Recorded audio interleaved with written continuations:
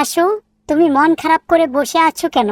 আমাদের এমন ভাবে অপমান করে বাংলাদেশ থেকে বের করে দিছে, আমি তো এই অপমান মেনে নিতে পারছি না। কি করলে তোমার মন ভালো হবে হাসিনা? প্রতিশোধ, প্রতিশোধ, প্রতিশোধ। আমার হাতে ক্ষমতা থাকলে আরেকটা আয়না ঘর বানিয়ে সেগুলোকে শাস্তি দিতাম। এখন তো আমার ক্ষমতাও নাই। তুমি তো এখন ভারতে, তাহলে কিভাবে প্রতিশোধ নেওয়া যায়? ত্রিপুরার ডাঙ্গর গেট খুলে দাও, যাতে বাংলাদেশ বন্যা হয় আর বাংলাদেশের মানুষ শান্তিতে না থাকতে পারে।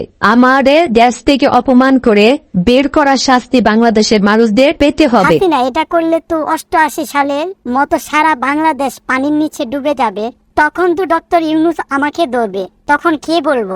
তুমি তখন বলে দিও অতিরিক্ত বৃষ্টির কারণে অটোমেটিক ডাঙ্গর গেট খুলে গেছে। হাসিনা, তোমার এত বুদ্ধি, এটা বললে কি বাংলাদেশের মানুষ মানবে?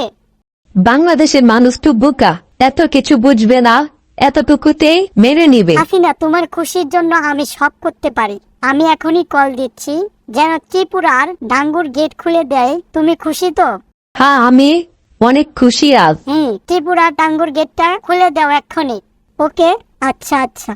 বাংলাদেশের মানুষ ভেবেছিল আমাকে দেশ থেকে বের করে দিয়ে শান্তিতে থাকতে পারবে। এখন বাংলাদেশের মানুষ বুঝবে পানির ঠেলা। হাসিনা, ভেবেছিলাম তোমাকে নিয়ে পদ্মার ইলিশ খাবো বারবিকিউ করে, এটাও বাংলাদেশের মানুষ বন্ধ করে দিয়েছে। টিভিটা দেখে একটু।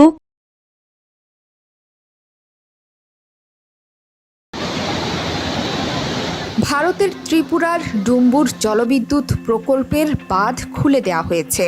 হু হু করে বাংলাদেশে প্রবেশ করছে পানি। স্মরণকালের ভয়াবহ বন্যার কবলে ফেনী অঞ্চল। এরই মধ্যে বানের তোড়ে ডুবে গেছে ফেনীর 3টি উপজেলা।